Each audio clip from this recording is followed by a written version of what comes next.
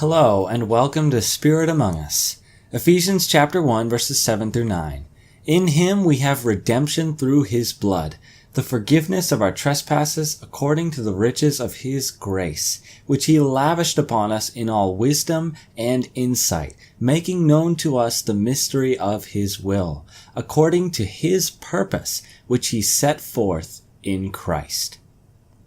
Have you ever asked yourself what you think is the greatest accomplishment in the history of mankind? What is the greatest thing that has been executed since man has roamed the earth? Perhaps some would point to some invention, like some of the tools that allowed for agriculture in the early stages of mankind.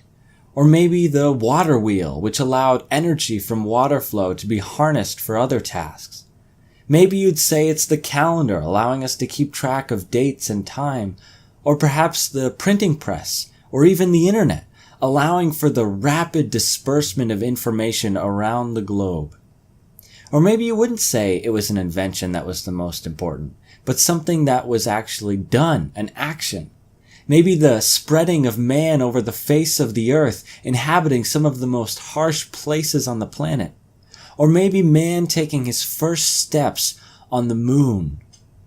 Now, certainly all of these things are great accomplishments, but they pale in comparison to one that rises above them all. I want to look today at one statement Jesus made at the end of his life. John chapter 19, verse 30.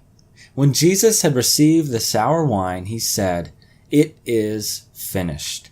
And he bowed his head and gave up his spirit. This simple statement, made by Jesus right before he died, is more significant than being the last words Jesus spoke at his crucifixion.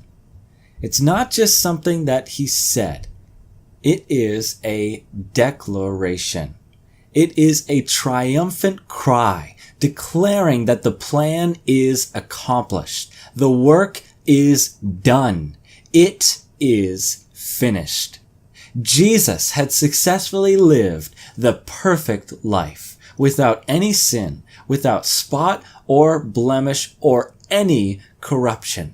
He walked through this entire dark world and remained untouched, unstained. And at the end of it all, he was obedient to God, obedient to the point of death. His purpose was not to simply be a good role model. He didn't simply want to heal a few people and teach us how to be nice to one another. No, far from that, his purpose was to take the entire weight of sin of every believer on himself.